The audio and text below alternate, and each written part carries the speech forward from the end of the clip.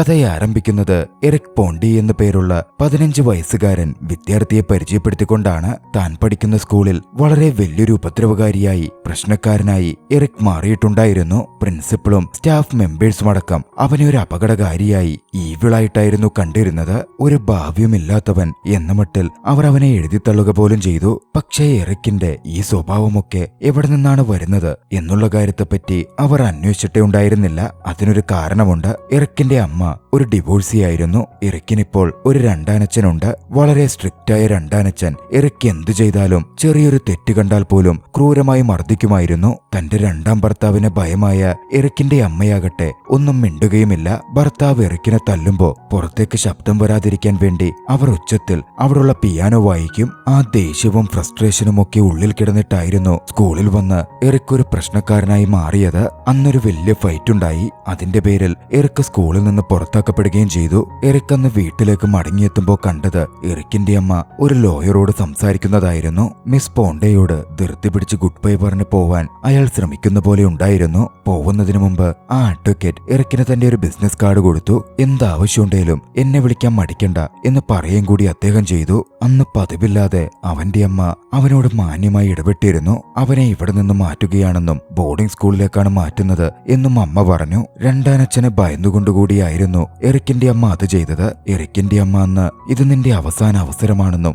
അവിടെയെങ്കിലും പ്രശ്നമുണ്ടാക്കാതെ നന്നായി പഠിച്ച് മുന്നേറി വരണം എന്ന തരത്തിലൊക്കെ അമ്മ അവനെ ഗുണദോഷിച്ചു. തന്റെ പാരമ്പര്യ സ്വത്ത് വരെ വിറ്റിട്ടായിരുന്നു എറിക്കിന്റെ അമ്മ അവനെ ആ വലിയ ബോർഡിംഗ് സ്കൂളിലേക്ക് അയക്കാൻ പണം സംഘടിപ്പിച്ചത്. അങ്ങനെ 1958 എറിക്ക് ആ വലിയ ബോർഡിംഗ് സ്കൂളിലേക്ക് എത്തിച്ചേരുകയാണ്. എറിക്ക് അവിടെ വന്നിറങ്ങിയപാടെ എറിക്കിനെ സ്വാഗതം ചെയ്തത് അവിടുത്തെ 6th ഫോമിൽ പഠിക്കുന്ന ഓട്ടോ സിൽവർഹെയിം എന്നൊരു പയ്യനായിരുന്നു. ഈ 6th ഫോം എന്നൊക്കെ പറയുന്നത് നമ്മുടെ ഇപ്പോഴത്തെ +2 പോലാണ്. എറിക്ക് പഠിക്കാൻ വന്നിരിക്കുന്നത് ഒരു 10ാം ക്ലാസ്സിൽ എന്ന പോലെയും. ഓട്ടോ ആണ് നിലവിൽ ആ സ്കൂളിലെ ഏറ്റവും ബെസ്റ്റ് എന്ന് പറയപ്പെടുന്നത്. വളരെ പൊളൈറ്റായി എറിക്കിനെ സ്വാഗതം ചെയ്ത ഓട്ടോ സ്കൂൾ മുഴുവൻ എറിക്കിനെ ചുറ്റിക്കാണിച്ചു. ശേഷം എറിക്കിനെ കൂട്ടിക്കൊണ്ടുപോയി അവന്റെ റൂമിലുമാക്കി. പോകുന്നതിനു മുമ്പ് ഓട്ടോ ഒരു കാര്യം പറഞ്ഞു. എന്ത് സഹായം വേണമെങ്കിലും നിനക്കെപ്പോ വേണമെങ്കിലും ചോദിക്കാം. ഈ സ്കൂളിൽ ടീം സ്പിരിറ്റ് അത്രമേൽ വാല്യൂ ഉള്ളതാണ്. പിന്നാലെ തന്റെ റൂംമേറ്റ് കൂടിയായ പിയേറയെ എറിക്ക് പരിചയപ്പെടുകയാണ്. ജാസ് മ്യൂസിക് കേൾക്കുകയും പാടുകയും നല്ല രീതിയിൽ പഠിക്കുകയും ഒക്കെ ചെയ്യുന്ന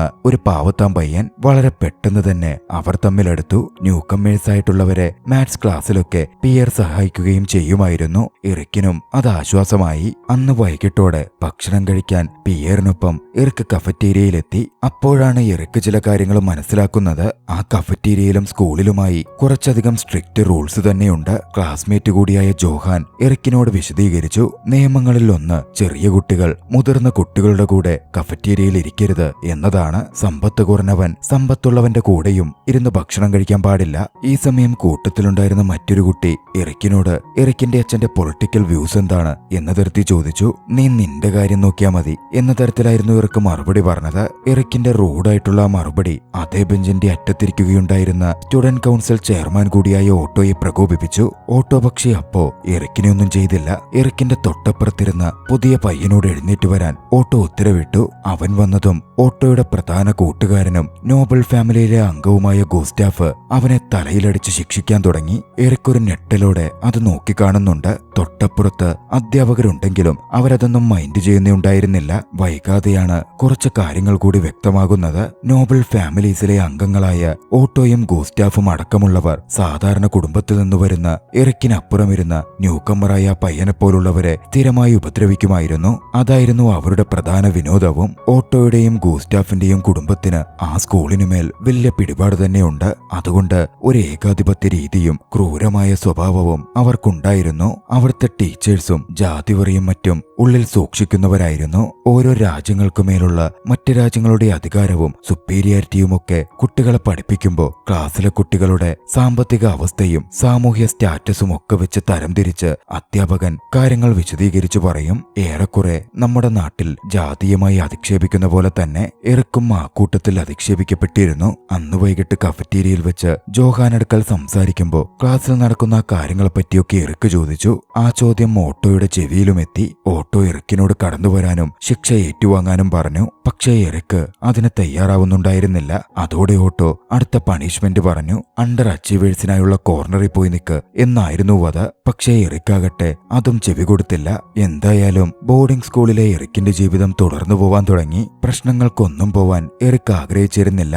അതുകൊണ്ട് തന്നെ സമാധാനപൂർണമായ കാര്യങ്ങളിലേക്ക് എറിക്ക് തന്റെ മനസ്സിനെ തിരിച്ചുവിട്ടു. പഠനത്തിലും മറ്റുമായി അവൻ കൂടുതൽ ശ്രദ്ധ കൊടുത്തു. സ്പോർട്സിലും അവൻ ഭാഗമായി. കാലക്രമേണ സ്വിമ്മിംഗ് ടീമിലും ഒരു ഭാഗമാവാൻ എറിക്കിന് സാധിച്ചിരുന്നു. അവിടുത്തെ ലോക്കൽ റെക്കോർഡ് വരെ തകർത്തിട്ടായിരുന്നു അതിനുള്ള അവസരം എറിക്കിനെ തേടിയെത്തിയത്. പക്ഷേ എറിക്കിന്റെ ആ സ്പോർട്ടിംഗ് സക്സസിൽ റൂംമേറ്റായ പിയർ അത്രയ്ക്ക് സന്തോഷമൊന്നും കാണിച്ചില്ല. വൈകാതെ എറിക്കിനെ തേടി പ്രശ്നങ്ങൾ വരും, എന്നെയും അത് ബാധിക്കും എന്ന് പിയർ പറയുകയും ചെയ്യുന്നുണ്ട്. നിലവിൽ തന്നെ ഓട്ടോയും മറ്റും പറയുന്ന കാര്യങ്ങൾ എറിക്ക് അംഗീകരിക്കുന്നില്ല. അവരാണ് സ്റ്റുഡന്റ് കൗൺസിൽ നിയന്ത്രിക്കുന്നതും ശിക്ഷ വിധിക്കുന്നതുമൊക്കെ. അതുകൊണ്ട് തന്നെ പ്രശ്നങ്ങൾ എറിക്കിനെ തേടിയെത്തും എന്ന് പിയർ തറപ്പിച്ചു പറഞ്ഞു. അവരുടെ സംസാരം തുടർന്നു നിൽക്കെ അങ്ങോട്ടേക്ക് ഒരു പയ്യൻ കടന്നു വന്നു. എറിക്കിനെ സീനിയർ ക്വാർട്ടേഴ്സിലേക്ക് വിളിപ്പിച്ചിട്ടുണ്ട് എന്നറിയിച്ചു.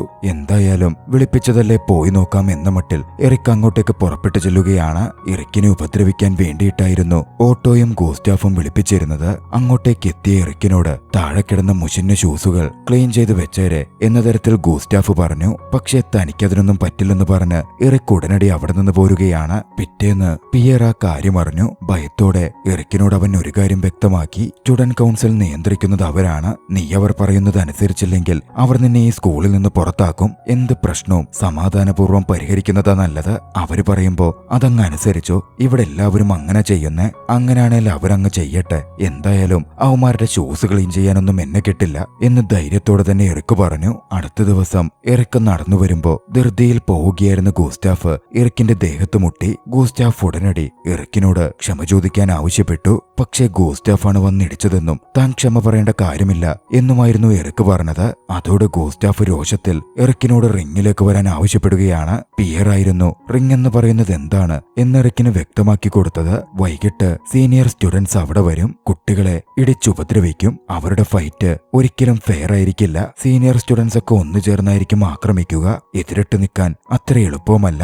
ഒന്നുകിൽ വന്ന് തല്ലുകൊള്ളണം. പേടിച്ചൊളിച്ചിരുന്നാൽ പേടിത്തൊണ്ടനെന്ന അർത്ഥത്തിൽ എലിയെന്ന് വിളിച്ചവർ ഒന്നടങ്കം കളിയാക്കും. അന്ന് രാത്രി എറിക്കിന് പോവാൻ തോന്നിയെങ്കിലും വെറുതെ പ്രശ്നങ്ങളൊന്നും വേണ്ട, അമ്മ പറഞ്ഞാണല്ലോ വിട്ടത് എന്നൊക്കെയോർത്ത് അവൻ റൂമിൽ തന്നെ കഴിച്ചുകൂട്ടി. പക്ഷേ രാത്രിയിൽ ഓട്ടോയും ഓട്ടോയുടെ ആളുകളും അവരുടെ റൂമുകളിലേക്ക് ഇടിച്ചു കയറി. ഇൻസ്പെക്ഷന്റെ പേരിൽ കടന്നു കയറിയ അവർ അവരുടെ ആ റൂം പൂർണ്ണമായി അലങ്കോലമാക്കിയിരുന്നു. അടുത്ത ദിവസം എറിക്ക് സ്വിമ്മിംഗ് പ്രാക്ടീസ് ചെയ്യുമ്പോൾ കോച്ച് എറിക്കിനോട് സംസാരിച്ചു. ക്രിസ്മസ് ഈവിന് മുമ്പ് ഒരു ചാമ്പ്യൻഷിപ്പ് ഉണ്ടാകും എന്ന് പറഞ്ഞു. അവിടുത്തെ സുപ്പീരിയർ സ്റ്റുഡൻസിൽ ഒരാളുടെ അച്ഛനായിരുന്നു ആ കോമ്പറ്റീഷൻ സ്ഥാപിച്ചത്. ലൂവിൻ ഹൂസ്റ്റൺ എന്നാണ് അവന്റെ പേര്. അവനാണ് ജയിക്കാൻ പോകുന്നതും എന്നും കോച്ച് പറഞ്ഞു വെച്ചു. കോച്ചിന്റെ വാക്കുകളിൽ നിന്ന് കോച്ച് ഉദ്ദേശിക്കുന്നത് എന്താണ് എന്നെറിക്കിന് വ്യക്തമാവുന്നുണ്ടായിരുന്നു. പക്ഷേ കോച്ച് പറഞ്ഞു, നിന്റെ അത്ലറ്റിക് ടാലന്റ് വെച്ച് നീ നന്നായി ശ്രമിച്ചു നോക്കണം. അന്ന് വൈകിട്ട് ഓട്ടോ സ്റ്റുഡന്റ് കൗൺസിൽ മീറ്റിംഗിന്റെ കാര്യം കുട്ടികളോട് എല്ലാവരോടുമായി അനൗൺസ് ചെയ്തു. കുറ്റം ചാർത്തപ്പെട്ടവരെ എഴുന്നേപ്പിച്ചു നിർത്തി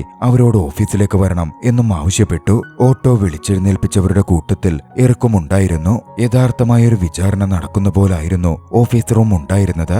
ഓട്ടോയും ഓട്ടോയുടെ പയ്യന്മാരുമാണല്ലോ സ്റ്റുഡന്റ് കൗൺസിലിൽ ഉള്ളത്. അതുകൊണ്ട് അവരെന്ത് തീരുമാനിക്കുമോ അതായിരുന്നു വിധി. പക്ഷേ എറിക്ക് തന്റെ മേലുള്ള ആരോപണങ്ങൾ നിഷേധിച്ച് ഓട്ടോക്കെതിരെ വാദിച്ചു. ഓട്ടോക്കെതിരെ തർക്കിച്ചു. അത് ഓട്ടോയെ പ്രകോപിപ്പിച്ചിരുന്നു. 2 ആഴ്ചത്തെ ഹാർഡ് ലേബറും 2 മാസത്തെ ഹൗസ് അറസ്റ്റുമായിരുന്നു ഓട്ടോ അവന് വിധിച്ചത്.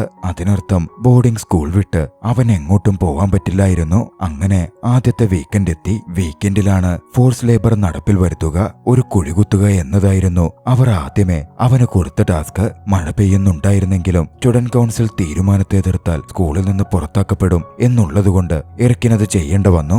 അത് തീർന്നതും അടുത്തടുത്ത ജോലികൾ അവനവർ നൽകിക്കൊണ്ടേയിരുന്നു. അന്നത്തെ ഹാർഡ് വർക്കിന് ശേഷം വൈകിയായിരുന്നു എറിക്ക് കഫറ്റീരിയയിലേക്ക് പോയത്. ഭക്ഷണം കഴിക്കാൻ എറിക്ക് എത്തുമ്പോഴേക്കും എല്ലാവരും തന്നെ ഭക്ഷണം കഴിച്ച് പോയി കഴിഞ്ഞിരുന്നു. മാർജ എന്നു പേരുള്ള ഒരു ഫിന്നിഷ് വുമൺ ആയിരുന്നു എറിക്കിന് ഭക്ഷണം കൊടുത്തത്. എറിക്കിനോട് ദയ കാണിച്ച മാർജ, നിന്നോട് അവർ കാണിക്കുന്നതൊക്കെ ക്രൂരതയാണ്, നീതികേടാണ് എന്നവനോടായി പറയുകയും ചെയ്തു. അങ്ങനെ ആഴ്ച അവസാനം എല്ലാവരും അവരവരുടെ വീട്ടിൽ പോയി.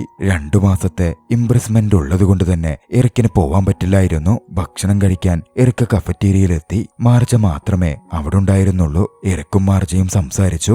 അവർക്കിടയിൽ ഫ്ലേട്ടിംഗ് ഒക്കെ സംഭവിക്കുന്നുണ്ടായിരുന്നു. സ്മോക്കിംഗ് ഏരിയയുടെ സമീപം 7 മണിക്ക് താനുണ്ടാകും എന്ന് മാർജ അവനോടായി പറഞ്ഞു. മാർജയ്ക്കും എറിക്കിനോട് താല്പര്യം തോന്നിയിരുന്നു.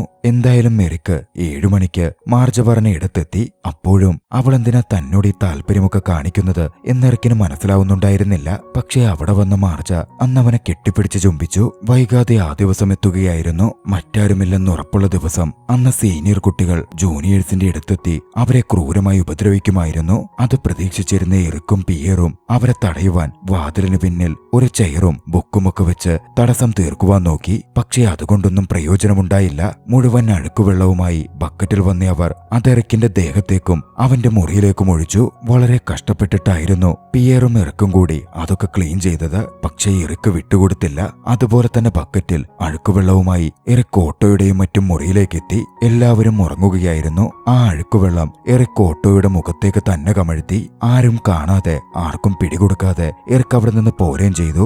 ആരാണത് ചെയ്തത് എന്ന് ഓട്ടോയ്ക്കും സംഘത്തിനും തെളിവ് പോലും ഇല്ലാതിരുന്നതുകൊണ്ട് അവർക്കും പെട്ടെന്ന് ആക്ഷൻ എടുക്കാൻ പറ്റില്ലായിരുന്നു. അന്ന് ലഞ്ചിന്റെ സമയത്ത് കഫറ്റീരിയയിൽ വെച്ച് ഇവിടെന്താടാ വല്ലാത്തൊരു നാറ്റം എന്നൊക്കെ പറഞ്ഞ് ഓട്ടോയെ കളിയാക്കുന്ന രീതിയിൽ എറിക്ക് സംസാരിച്ചു. ശേഷം മണം പിടിച്ചെന്ന പോലെ ഓട്ടോയുടെ അടുത്തെത്തി ഓട്ടോയാടാ മണക്കുന്നത് എന്നും പറഞ്ഞു. ദേഷ്യം വന്ന ഓട്ടോ എറിക്കിനെ അവിടെ വെച്ച് ക്രൂരമായിട്ടിടിക്കുകയാണ്. എറിക്ക് തിരിച്ചിടിച്ചതേയില്ല. എറിക്കിന്റെ ദേഹത്ത് നിന്ന് ചോര വരെ പൊടിഞ്ഞിരുന്നു. അങ്ങോട്ടേക്ക് വന്ന മാർജ അത് കണ്ട് അലറി വിളിച്ചപ്പോഴാണ് ഓട്ടോ അത് നിർത്തിയത്. അപ്പോഴേക്കും പ്രിൻസിപ്പളും അങ്ങോട്ടേക്ക് വന്നെത്തിയിരുന്നു. പക്ഷേ പ്രിൻസിപ്പൽ ഓട്ടോക്കെതിരെ ഒരു ആക്ഷൻ പോലും എടുത്തില്ല. അധികം വൈകാതെ സ്വിമ്മിംഗ് കോമ്പറ്റീഷൻ എത്തുകയായിരുന്നു. ഏവരെയും ഞെട്ടിച്ചുകൊണ്ട് എറിക് കോമ്പറ്റീഷനിൽ എല്ലാ മേഖലയിലും വൻ വിജയം കൈവരിച്ചു. ചാമ്പ്യനായി മാറി. അപ്പോഴേക്കും ക്രിസ്മസ് ഈവ് ആയി കഴിഞ്ഞിരുന്നു. എറിക് ക്രിസ്മസ് ഈവിന് തന്റെ വീട്ടിലേക്ക് എത്തുകയാണ്. എറിക്കിന്റെ സ്വിമ്മിംഗ് ട്രോഫിയിലും അവന്റെ ഗ്രേഡിലും അമ്മ വല്ലാതെ സന്തോഷിക്കുന്നുണ്ടായിരുന്നു. പക്ഷേ എറിക്കിന്റെ രണ്ടാനച്ഛനാകട്ടെ അതിൽ തീരെ സന്തോഷം കാട്ടിയില്ലെന്ന് മാത്രമല്ല, സ്വഭാവ സർട്ടിഫിക്കറ്റിലെ മാർക്കിന്റെ കുറവിനെപ്പറ്റി അയാൾ അവനെ ചോദ്യം ചെയ്തു. സ്കൂളിൽ നടന്ന കാര്യങ്ങളും നോബിൾസ് പറഞ്ഞപ്പോ അനുസരിക്കാതിരുന്നതും അതുകൊണ്ടാണ് തനിക്ക് ഈ മാർക്ക് വന്നത്. സ്റ്റുഡന്റ് കൗൺസിലാണ് മാർക്കിടുന്നത് എന്നെറിക്ക് രണ്ടാനച്ഛനോട് പറഞ്ഞെങ്കിലും നോബിൾസ് പറയുന്നതൊക്കെ ബഹുമാനിക്കേണ്ടത് തന്നെയാണ് എന്ന മട്ടിലായിരുന്നു അച്ഛനും പറഞ്ഞത്. അന്നും അയാൾ ക്രൂരമായി അതിന്റെ പേരിൽ എറിക്കിനെ തല്ലി. ശബ്ദം പുറത്തു കേൾക്കാതിരിക്കാൻ അവന്റെ അമ്മ പിയാനോ വായിച്ചു. ക്രിസ്മസ് ഈവ് കഴിഞ്ഞ് എറിക്ക് തിരിച്ച് സ്കൂളിലെത്തിയപ്പോ മൊത്തത്തിൽ എന്തൊക്കെയോ മാറ്റങ്ങൾ സംഭവിക്കുന്ന പോലെ തോന്നുന്നുണ്ടായിരുന്നു. മാർജയാണെങ്കിൽ അവനെ അവോയ്ഡ് ചെയ്യുന്നു. മാത്രമല്ല സീനിയേഴ്സ് ഇപ്പോ ഉപദ്രവിക്കാൻ തിരഞ്ഞെടുക്കുന്നത് എറിക്കിനെ പോലുമല്ല, എറിക്കിന്റെ റൂംമേറ്റായ പിയറിനെയാണ്. എറിക്കിന്റെ ആകെയുള്ള കൂട്ടുകാരനെ. എറിക്കിനെ മാനസികമായി തകർക്കലും മറ്റുമായിരുന്നു അവരുടെ ലക്ഷ്യം. അതിനുവേണ്ടി പല കളികളും മാറ്റം വരുത്തി അവർ കളിക്കാൻ തുടങ്ങിയിരുന്നു. താൻ കാരണം പിയർ ഉപദ്രവിക്കപ്പെടുന്നത് എറിക്കിന് ചിന്തിക്കാൻ പറ്റില്ലായിരുന്നു. തന്റെ സ്വിമ്മിംഗ് ക്ലാസുകൾ വിട്ടൊഴിഞ്ഞാൽ സീനിയേഴ്സ് ഒന്നടങ്ങും എന്ന് കരുതിയ എറിക് അതിനും തുനിഞ്ഞു. അവൻ സ്വിമ്മിംഗ് ക്ലാസ്സിൽ പോവാതായി. പക്ഷേ മാർജയെ അവൻ കണ്ടപ്പോ ഇനി എന്നെ കാണാൻ വന്നേക്കരുത് എന്ന് മാർജ അവനോടായി പറഞ്ഞു. എറിക്ക് പ്രശ്നമില്ലാതിരിക്കാൻ എല്ലാത്തു നിന്നും ഒഴിഞ്ഞുമാറി നടക്കാൻ നോക്കിയെങ്കിലും ഓട്ടോയും സംഘവും അവനെ വെറുതെ വിടാൻ ഒരുക്കമായിരുന്നില്ല.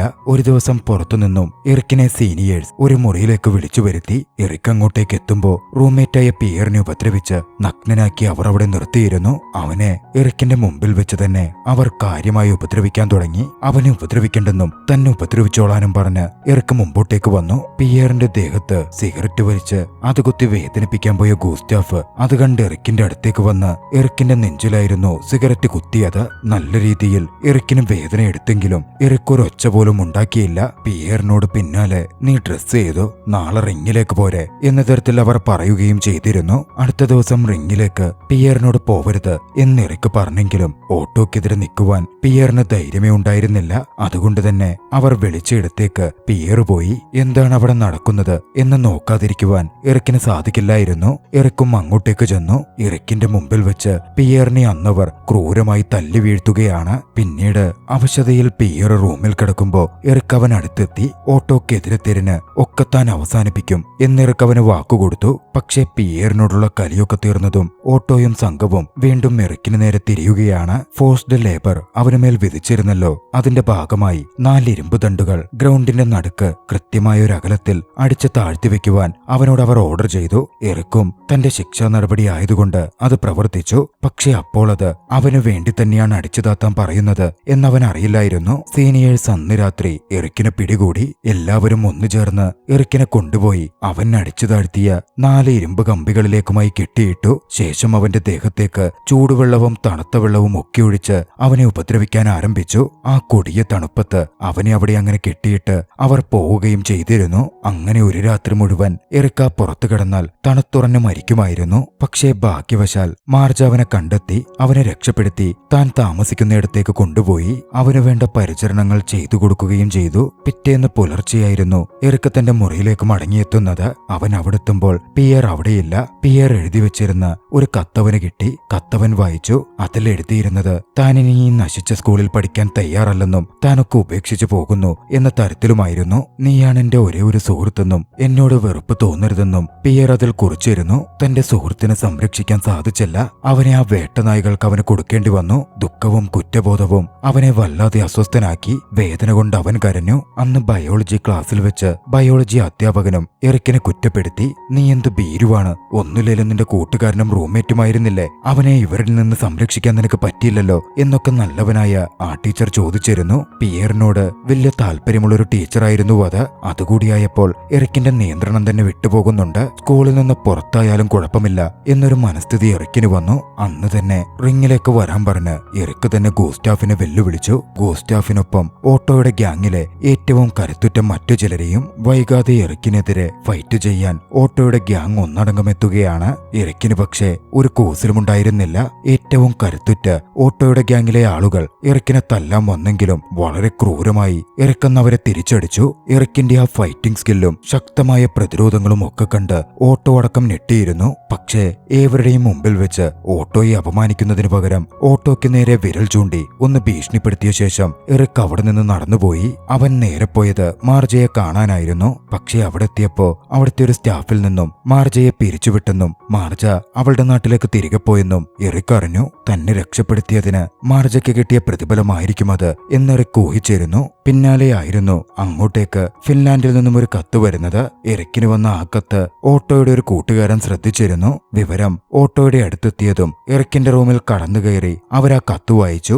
മാർജ അതിൽ എറിക്കിന് വളരെ പേഴ്സണലായി എഴുതിയിരുന്നതായിരുന്നു. പ്രഗ്നൻസിയുടെ കാര്യമൊന്നും നീ ഭയക്കണ്ട, ഞാൻ പ്രിക്കോഷൻസ് എടുത്തിരുന്നു, ഞാൻ നിന്നെ ഒരുപാട് പ്രണയിക്കുന്നു എന്നവൾ അതിൽ കുറിച്ചിരുന്നു. എറിക്കിന് പണി കൊടുക്കാൻ ഇതാണ് പറ്റിയ അവസരം എന്ന് കരുതി ഓട്ടോ അത് പ്രിൻസിപ്പലിന് റിപ്പോർട്ട് ചെയ്തു. എറിക്ക് പ്രിൻസിപ്പലിന്റെ മുന്നിലേക്ക് എത്തപ്പെട്ടു. എറിക്കിനെ സ്കൂളിൽ നിന്ന് എറിക്കിന്റെ പ്രവൃത്തികളുടെ പേരിൽ പുറത്താക്കുകയാണ് എന്ന് പ്രിൻസിപ്പൽ പറഞ്ഞു. എറിക്ക് പക്ഷേ പ്രിൻസിപ്പലിനോട് ഒന്നും എതിർത്ത് പറഞ്ഞില്ല. മാർജയുടെ കത്ത് തനിക്ക് തിരികെ വേണം, അവളുടെ ഓർമ്മയായി തന്റെ പക്കൽ സൂക്ഷിക്കാൻ അത് മാത്രമേ ഉള്ളൂ എന്ന് മാത്രം അവൻ പ്രിൻസിപ്പലിനോട് പറഞ്ഞു. പ്രിൻസിപ്പൽ ആ കത്ത് കൊടുക്കാൻ തയ്യാറാവുന്നുണ്ടായിരുന്നില്ല. നടന്നതൊക്കെ അങ്ങ് മറന്നേക്ക് എന്നായിരുന്നു പ്രിൻസിപ്പൽ പറഞ്ഞത്. 24 മണിക്കൂർ കൂടിയേ ആ സ്കൂളിൽ എറിക്കിന് അവശേഷിച്ചിരുന്നുള്ളൂ. അത് കഴിഞ്ഞ് ആ സ്കൂളും ബോർഡിങ്ങും ഒക്കെ വിട്ടുപോകണം. പോകുന്നതിനു മുമ്പ് ഓട്ടോയെയും സംഘത്തെയും ഒരു പാഠം പഠിപ്പിക്കാൻ എറിക്ക് തീരുമാനിച്ചിരുന്നു. ഓട്ടോ വന്ന് കുതിരസവാരിക്ക് പുറത്തു പോയപ്പോ എറിക്ക് അവനെ പിന്തുടർന്നു ചെന്നു. വലിയൊരു വടിയുമായി അവന്റെ മുമ്പിലെത്തിയ എറിക്കിനെ കണ്ടതും ഓട്ടോ ഭയന്നു വിറച്ചിരുന്നു. ഓട്ടോയെ എറിക്ക് പറഞ്ഞ് തന്റെ മുമ്പിൽ മുട്ടുകുത്തിച്ചു. ഭയന്ന അവൻ എറിക്കിന് പണം കൊടുക്കാം, തന്നെ വെറുതെ വിടണം എന്നൊക്കെ അപേക്ഷിക്കാൻ ആരംഭിച്ചു. പക്ഷേ എറിക്കുണ്ടോ വിടുന്നു. അവനെ എങ്ങനെയൊക്കെ താൻ ഉപദ്രവിക്കും, പീഡിപ്പിച്ചു കൊല്ലും എന്നതിനെപ്പറ്റി ഓട്ടോയോട് വിശദമായി അങ്ങ് പറയാൻ തുടങ്ങി. അത് കേട്ടതും ഓട്ടോ ഭയന്നു വിറച്ച് കരയുകയും ഛർദിക്കുകയും പോലും ചെയ്തിരുന്നു. ആൾക്കൂട്ടത്തിൽ ധൈര്യം കാണിക്കുന്ന അവൻ വെറും പേടിത്തൊണ്ടനും ഒന്നുമല്ലാത്തവനുമാണ് എന്നെറിക്ക് ആ നിമിഷം മനസ്സിലാക്കുകയാണ്. അതോടെ ഓട്ടോയെ പുച്ഛിച്ചു തള്ളി അവിടെ ഉപേക്ഷിച്ച് എറിക്ക് തിരികെ പോന്നു. തിരികെ എത്തി വീട്ടിലേക്ക് പോകുവാൻ എറിക്ക് സാധനങ്ങളൊക്കെ പാക്ക് ചെയ്തു. പെട്ടെന്നാണ് പണ്ട് അമ്മയുടെ അടുത്ത് വന്നപ്പോ ലോയർ അവനൊരു ബിസിനസ് കാർഡ് കൊടുത്തിരുന്നല്ലോ, ആ കാര്യം അവൻ ഓർമ്മിച്ചത്. ആ ബിസിനസ് കാർഡ് എടുത്ത് അദ്ദേഹത്തെ അവൻ കോണ്ടാക്ട് ചെയ്ത് സ്കൂളിലെ നടക്കുന്ന കാര്യങ്ങൾ ഒക്കെയും അറിയിച്ചു. പിന്നാലെ അങ്ങോട്ടേക്ക് ആ ലോയറും വന്നെത്തി. എറിക്ക് അദ്ദേഹത്തിനൊപ്പം പ്രിൻസിപ്പളും മറ്റധ്യാപകരും മദ്യപിച്ചൊത്തുകൂടിക്കൊണ്ടിരിക്കുന്നിടത്തേക്ക് കടന്നു ചെന്നു. മാർജയുടെ ലെറ്റർ തിരികെ തരാൻ ആവശ്യപ്പെട്ടു. പക്ഷെ പ്രിൻസിപ്പൽ അതൊന്നും പറ്റില്ലെന്ന് പറഞ്ഞ് അവനെ പറഞ്ഞുവിടാൻ നോക്കുകയാണ്. സ്കൂളിലെ പ്രശ്നങ്ങളും വംശീയമായ വേർതിരിവുകളും അത്തരത്തിലുള്ള പല നിയമപ്രശ്നങ്ങളും പ്രിൻസിപ്പലിനെയും ടീച്ചർമാരെയും ആ ലോയർ ചൂണ്ടിക്കാണിച്ചു. എറിക്കിനെ പുറത്താക്കിയാൽ താൻ ഇതിനെതിരെ നിയമ നടപടി സ്വീകരിക്കുമെന്നും സ്കൂള് തന്നെ അടച്ചുപൂട്ടേണ്ടി വരുമെന്നും ലോയർ വാൺ ചെയ്തു. പ്രിൻസിപ്പൽ അതിലൊന്ന് വിറയ്ക്കുന്നുണ്ട്. താൻ ഒരു റിപ്പോർട്ടറിനോട് സംസാരിച്ചിട്ടുണ്ടെന്നും സ്കൂളിലെ വിവരങ്ങൾ അടക്കം വെച്ച് എറിക്കിന്റെ സ്റ്റോറി അങ്ങ് പബ്ലിഷ് ചെയ്യാൻ അയാൾ ഇൻട്രസ്റ്റഡ് ആണ് എന്നുകൂടി വക്കീൽ പറഞ്ഞതോടെ കാര്യം കയ്യിന്ന് പോകും എന്ന് മനസ്സിലായ പ്രിൻസിപ്പൽ എറിക്കിനെ സ്കൂളിൽ നിന്ന് പുറത്താക്കില്ലെന്നും ബാക്കി പ്രശ്നങ്ങളൊക്കെ പരിഹരിച്ചോളാം എന്നും ആ വക്കീലിനോട് ഉറപ്പു പറഞ്ഞു. സ്കൂളിലെ സ്റ്റുഡന്റ് കൗൺസിൽ തന്നെ അതോടെ ഇല്ലാതായി. ഓട്ടോയുടെ ഭരണവും സ്കൂളിലെ പ്രശ്നങ്ങളും ഇല്ലാതാക്കപ്പെട്ടിരുന്നു. അങ്ങനെ ഒരു വിഷയവുമില്ലാതെ അവിടെ പഠിച്ച് എറിക്ക് ഗ്രാജുവേറ്റ് ആയി. നല്ല മാർക്കോടെ എറിക്ക് തന്റെ വീട്ടിലേക്കും തിരികെ എത്തി. രാജ്യത്തെ ഏതൊരു കോളേജിലേക്കും എറിക്കിന് അഡ്മിഷൻ കിട്ടുമായിരുന്നു. പക്ഷേ അതിനോടകം സ്കൂളിലെ എറിക്കിന്റെ അഫയറും സ്വഭാവ സർട്ടിഫിക്കറ്റിലെ മാർക്കുമൊക്കെ രണ്ടാനച്ഛനെ തൃപ്തിപ്പെടുത്തിയിരുന്നില്ല. എറിക്കിനെ അയാൾ വീണ്ടും കുറ്റപ്പെടുത്തി. എറിക്കിനെ തല്ലുവാൻ തന്റെ മുറിയിലേക്ക് ചെന്നു കയറുവാൻ എറിക്കിനോട് അയാൾ പറഞ്ഞു. പക്ഷേ പഴയതുപോലെ ആയിരുന്നില്ല. എറിക്ക് രണ്ടാനച്ഛനെതിരെ നിന്ന് ധൈര്യത്തോടെ സംസാരിച്ചു. പഴയതുപോലല്ല, എന്നെ തൊട്ട